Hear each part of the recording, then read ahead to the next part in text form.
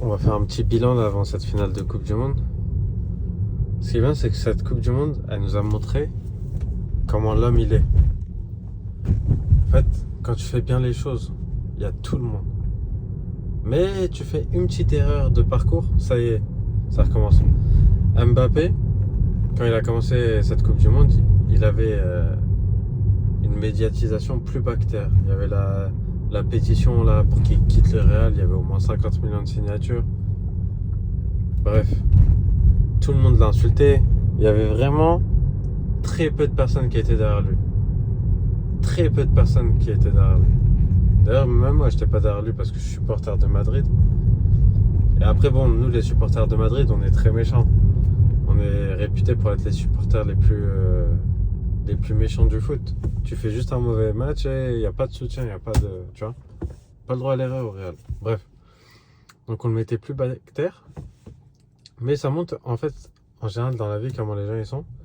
En fait, quand tu fais bien les choses, mais t'as tout le monde. Quand je dis tout le monde, c'est tout le monde. Donc Mbappé, il s'est rattrapé en Coupe du Monde, meilleur buteur. Il est toujours, d'ailleurs, même s'ils sont sortis, il est toujours meilleur buteur avec Messi. Et jusqu'à présent, tout le monde avait fait comme si on l'avait jamais insulté, jamais critiqué. Tout le monde était derrière lui. Il a fallu juste d'une défaite contre l'Espagne, juste cette petite défaite, pour que ça remette en question encore son niveau. Parce que j'ai vu des avis. Ouais, Mbappé, c'est toujours la même chose. On construit l'équipe autour de lui. À la fin, collectivement, il n'y a aucun titre, il n'y a rien. Et je trouve ça méchant. Parce que des mecs exceptionnels dans cette compétition, il y en a eu plein. Par exemple, Haaland, il est allé super loin avec une équipe en carton, on va pas se mentir. Il est allé très loin, c'est pas pour autant que les Norvégiens ils l'ont insulté. Au contraire, ils lui ont fait une nez d'honneur quand il est rentré. Et en fait, je trouve les médias français et les gens en général, il n'y a pas que les médias français, mais les gens en général, ils sont ingrats et ils ont le jugement hâtif. Donc ça veut dire, Mbappé, il était à 2 matchs de gagner cette Coupe du Monde. On l'aurait mis, comme il l'a dit lui-même au début de sa carrière. C'est un sport, on peut te mettre tout en haut, comme on peut te redescendre aussi vite. Et c'est exactement... Heureusement qu'il en était conscient, et c'est pour ça qu'il a eu toujours ce mental. Il perd pas vraiment confiance en lui. Maintenant, on va faire une petite analyse face à l'Espagne. Franchement, j'avais vraiment senti que cette Espagne allait gagner contre la France. Parce que quand même, encaisser 0 but en une Coupe du Monde, déjà, c'est très très fort, faut le faire. Ils ont un collectif, on revoit un peu ce jeu à l'ancienne, à Tiki-Taka, où tu cours derrière la balle. On revoit un peu cette Espagne prime de 2008, 2010, 2012, où t'as même pas besoin de... En fait, c'est un peu comme, je vous jure, c'est comme le nouveau PSG avec Luis Enrique. T'as pas besoin de superstars, genre le PSG, Neymar, Mbappé, Messi. Ce PSG, il a rien gagné. Et l'Espagne, à l'époque, il y avait des Fernando Torres en neuf et tout. Mais ça mettait des Pedro, ça mettait que des ailiers et des milieux. Il y avait des Iniesta, des trucs. Mais t'avais pas un vrai numéro 9 titulaire. À part des fois David Villa, ça le faisait rentrer et tout. Mais il pouvait même jouer sans réel attaquant.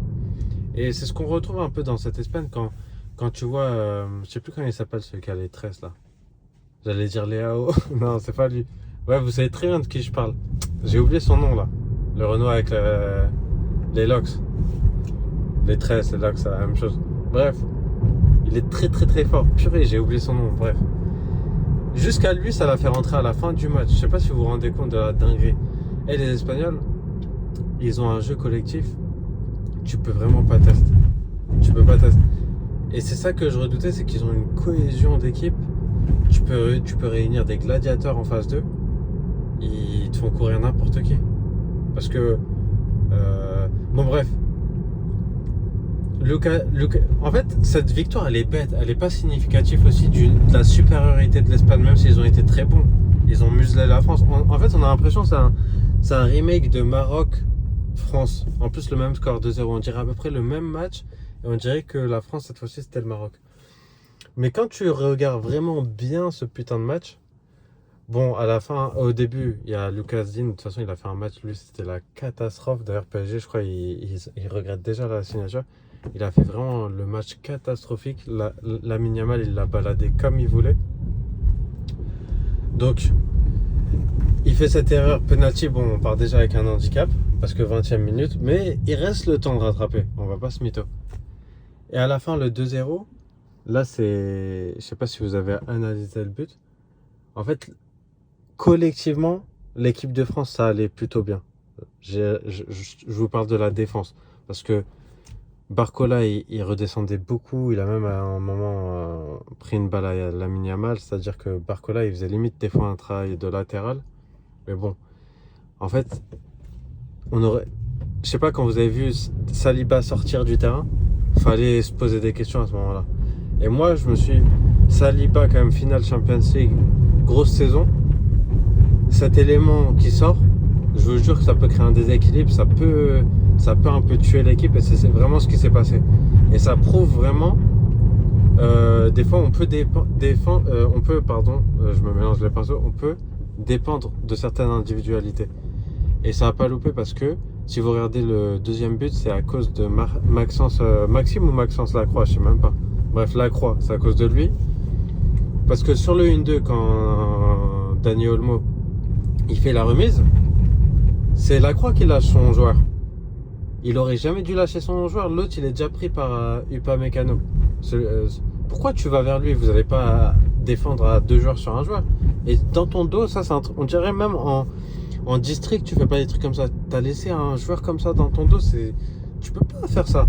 Je te jure, niveau pro, Coupe du Monde demi, tu peux pas faire des trucs comme ça. Lacroix, franchement, il a vraiment fait une vraie dinguerie. À la rigueur, vas-y, tu te fais travailler, tu te fais casser les côtes comme Lucas Digne. Vas-y, on peut dire le mec il est trop talentueux en face. Mais là, c'est que du tactique. 1-2, tu lâches ton joueur, tu vas défendre sur un joueur qui a déjà un coéquipier à toi sur le dos. Ça y est, l'autre, il était déjà pris. L'après, il a fait une remise parce qu'il pouvait rien faire. Il a même pas essayé de conserver la balle, il a fait remise une touche. Pourquoi? Parce que, faut dire les termes. T'as vraiment tué le match là, quoi. Faut pas défendre le truc, ouais, Lucas Digne. Faut dire les termes, vous les avez bicrave.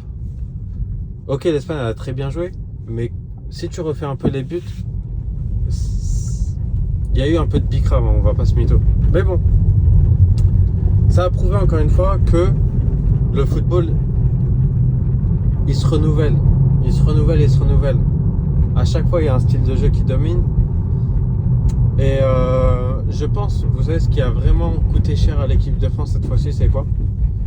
Et là, c'est pour ça que c'est une défaite qui est méritée. Parce que, ok, les défenseurs, ils ont fait un peu des dingueries, mais quand même, t'as Lamine Yamal, il a trop de testostérone, il est surexcité. Il est vraiment surexcité, il a à peine 19 ans. Bon, ça peut se comprendre. T'as le plus gros dribbleur de la planète en face de toi, je peux comprendre que tu te fais travailler. Mais faut parler de l'attaquant, là, les gens que vous avez surestimés, j'en fais partie, hein, Mbappé, Dembélé, Olise, parce qu'ils nous ont montré des très très beaux matchs. Et là, ce qui a apporté défaut à cette équipe de France, et j'espère que les joueurs ils vont tomber sur cette vidéo. Franchement, j'espère l'algorithme il va vous ramener sur vos téléphones, là, les joueurs. Vous avez trop voulu faire un jeu parfait. C'est-à-dire, genre Mbappé, tu voulais pas perdre la balle. Olise, pareil. Genre, bon, t'as perdu beaucoup de ballons. En fait, vous avez joué limite avec votre ego de je veux jouer propre. Et le foot aussi, c'est de la prise de risque, c'est des dribbles, c'est du déchet. Il y avait 0 déchet de votre part et je vous jure, c'est ça qui vous a coûté cher. Parce que vous n'avez pas les couilles de dire ouais, j'ai perdu la balle. Ça y est, le foot, faut se lancer. Vas-y, tu vas dans la gueule du loup. Vas-y, t'as perdu la balle, ça fait partie du jeu. C'est ça en fait. C'est pour ça que les gens maintenant, ils regardent que l'IPTV. Enfin, j'ai IPTV, je mélange tout moi. Non, je veux dire, les gens ils regardent les matchs sur Telegram, ils regardent les résumés sur YouTube, ils regardent les buts sur Snap. Parce qu'en fait, on veut plus regarder un match 90 minutes en entier. Pourquoi? Parce que le jeu il est trop tactile, on dirait un match d'échecs qu'on regarde, un match de pétanque. Il y a trop de tactique. Faites de la prise de risque. À l'époque, 2010, 2012, 2013, 2014, on s'est régalé. Pourquoi? Parce qu'il y avait la MSN, il y avait la BBC, il y avait de la contre-attaque, il y avait de la prise de risque. Vas-y, je perds la balle, bah vas-y, je perds la balle, il y a quoi? Avant, c'était ça le foot, c'était de la folie. Là, il n'y a plus cette folie. Cette folie, ça n'existe plus. Pourquoi? Parce que je veux jouer trop propre. Et je vous jure, la France, c'est ça qui vous a bicrave. C'est que chacun veut faire un jeu trop propre. Je veux bien, au début, quand il y a 0-0, vas-y, On va pas se mytho, vas-y, tranquille. 0-0, truc, vous rentrez dans le match, on joue propre, on veut pas faire d'erreur, ça je comprends. Mais au bout d'un moment, surtout quand vous perdez 1-0, on veut du déchet technique. Mbappé court dans le vide, fait. Surtout, ils vous ont pas laissé d'espace. Et le seul qui a un peu fait ça, du déchet, c'est pour ça qu'on peut pas dire qu'il a fait un mauvais match, c'est Barcola. Il a eu du déchet, mais il a eu cette audace d'avoir ce déchet. Et c'est ça qu'il fallait. Désiré Doué, justement, lui, c'est grave le profil qui aurait pu faire des dribbles, travailler les joueurs. Lui aussi, j'ai l'impression qu'il voulait pas sortir du truc. Il était un peu trop propre dans son jeu. J'essaye de centrer, je lâche un peu la balle rapidement. Ryan Cherki, bon, lui, tu peux pas commenter, il est rentré à la fin en mode vas-y, on te met tout le fardeau sur ton dos. Je peux comprendre qu'il a pas pu rentrer dans le match, même si il a pas eu assez de temps, que ce que je te dise. Bon, maintenant on va parler de cette finale.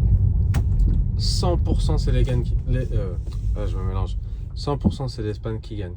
C'est même pas parce que je suis pour l'Espagne, mais avec ce qu'on a vu, l'Argentine ils font que des remontadas, l'Espagne ils se sont mangés 0 but. Ils ont encore du jus dans les jambes, surtout avec l'autre attaquant, j'ai encore oublié son blaze, comment il s'appelle là? Celui qui joue à Athletic Bilbao je crois en plus. Bref, j'ai oublié comment il s'appelle. Il y a trop de... Là l'Espagne, ils ont encore de la réserve dans les jambes, alors que les Argentins ils ont fait que courir derrière les... Et ils ont galéré contre la Suisse, ça faut pas l'oublier, avec Alvarez qui les a sauvés à la fin. Les Argentins ils ont galéré contre des banquiers. Ça faut pas l'oublier. Alors que imagine Espagne-Suisse, comment l'Espagne il serait baladé. Imagine comment Lamine Yamal il se serait baladé face à la Suisse. Non mais faut dire. Donc l'Espagne qui gagne à 100%, est-ce que je vais aimer? Et j'espère que ça va se passer dans cette finale. Parce que j'ai vu beaucoup de drapeaux bleus et blancs avec les Argentins et on parle pas du drapeau de l'Argentine. Et Lamine Yamal qui brandit le drapeau de la Palestine quand il a gagné la Liga. Je pense qu'il est capable de faire ça s'il gagne la Coupe du Monde à nouveau. Et c'est ça que j'ai envie de voir. Et c'est pour ça que j'aime le foot. Et je pense qu'on va voir ça. J'espère.